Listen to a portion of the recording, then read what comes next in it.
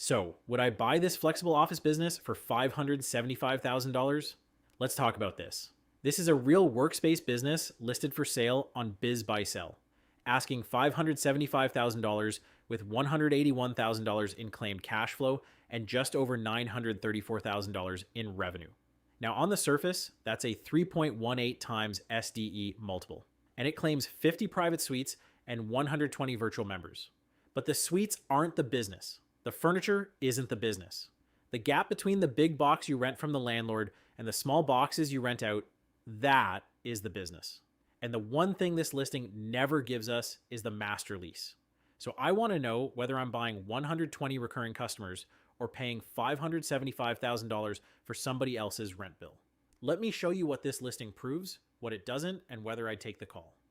So here's what the listing actually tells us. And before we do any math, I want to separate what the listing says from what anybody has actually proven. The asking price is $575,000, and that's the business only.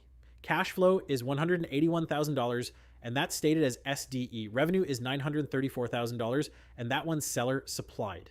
The place opened in 2006, so it's been running about 20 years. It says there's one full-time employee plus the owner at 20 hours a week. It claims more than 50 private suites, and it doesn't quantify occupancy on a single one. It claims more than 120 virtual members and calls that recurring. The facility is more than 14,500 square feet, and the lease terms are unknown. That matters more than anything else on the screen because that's a lot of space nobody here owns, on terms nobody will show us. Now, those are all listing facts and seller claims. They are not diligence. They're enough to keep us reading. They're not enough to call this cash flow that transfers to somebody new. So the customers look recurring, but the lease may own the business. And here's why I keep reading. The price is 3.18 times the reported SDE, and that works out to an SDE margin of 19.4%. So this isn't a fat margin business. It's a spread business, and a spread lives or dies on one contract nobody has shown us. It does hand us real things to dig into. The doors have been open since 2006. Revenue comes from several workspace and virtual office products. It claims more than 120 virtual memberships. And one employee plus 20 owner hours a week suggests a lean operation, with long-tenured customers behind it. But now look at what the brochure does not establish.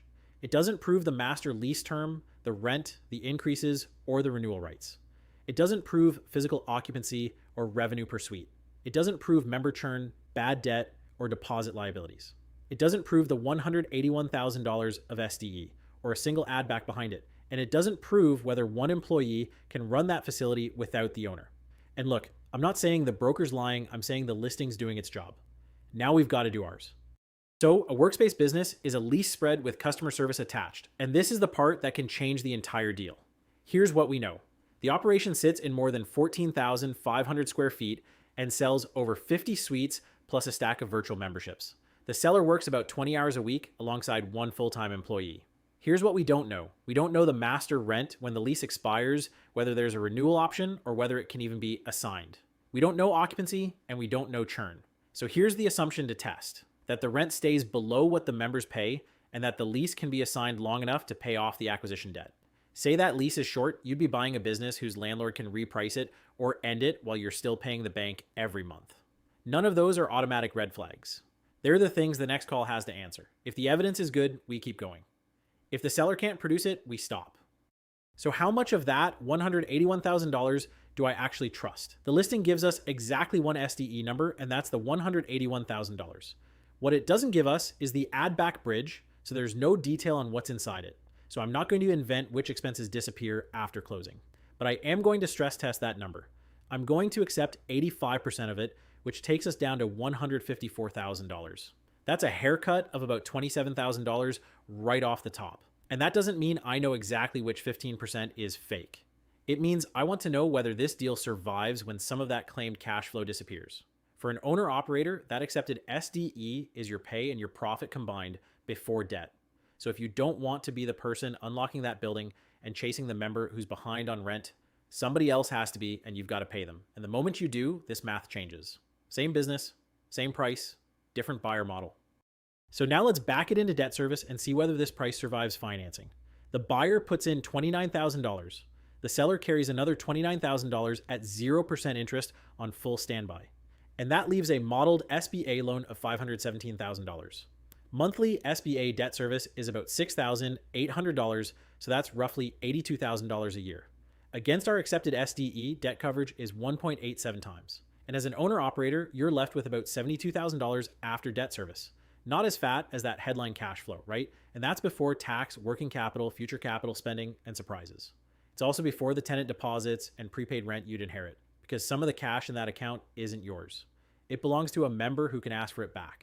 And remember, that's also before any operator replacement cost right there in the note. If you need somebody else running that building, you run this screen again and it will not look this friendly. The spreadsheet tells us whether the structure is possible. It doesn't prove the seller's numbers.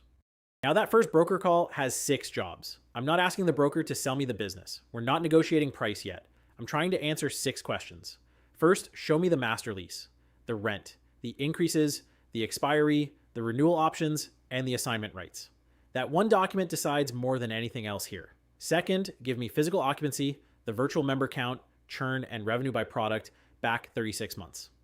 Third, what does the owner actually do inside those 20 hours a week, and what can that one employee handle alone? Fourth, show me the SDE bridge, the tax returns, the deposits, deferred revenue, and bad debt history. Fifth, give me the full member roster with tenure, pricing, discounts, and concentration, so I can see whether a few tenants carry that building. And sixth, what capital spending, furniture replacement, and landlord obligations are coming over the lease term. Now, if the broker can't answer all of those on the first call, that's fine. If the seller can't produce the evidence after an NDA, that's not fine. So the recurring base earns the call.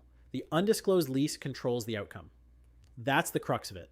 So would I buy it? Obviously, nobody can answer that off a biz buy sell listing. Would I take the next call? Yeah, but carefully, the price isn't obviously wrong. But the moment somebody other than you runs that building, the cash flow gets thin in a hurry. So I'd take that call for one reason, and that's to see the master lease, the occupancy history, and exactly what the owner does with their week. Without those, the recurring revenue story is incomplete. A member can renew month to month. A landlord does not have to. The public numbers tell us whether this deal deserves more work. The documents and the operating evidence decide whether it deserves an offer. My first pass verdict is proceed with caution. It's worth a call, but it hasn't earned a let's sign a check today kind of approach. That's a decision about the next call. It's not a decision to buy.